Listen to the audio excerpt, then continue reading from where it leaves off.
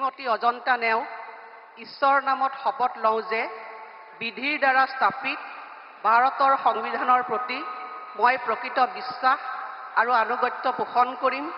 মই ভাৰতৰ সাৰ্বভৌমত্ব আৰু অখণ্ডতা অক্ষুণ্ণ ৰাখিম। মই অসমৰ এগৰাকী মন্ত্ৰী হিচাপে মোৰ কৰ্তব্য বিশ্বস্ততাৰে আৰু শুদ্ধ অন্তঃকৰণেৰে সম্পাদন কৰিম আৰু মই ভয় বা পক্ষপাত অনুৰাগ বা বিদ্বেষ নোহোৱাকৈ সংবিধান আৰু আইন অনুসাৰে সকলো শ্ৰেণীৰ লোকৰ প্ৰতি ন্যায় আচৰণ কৰিম। মই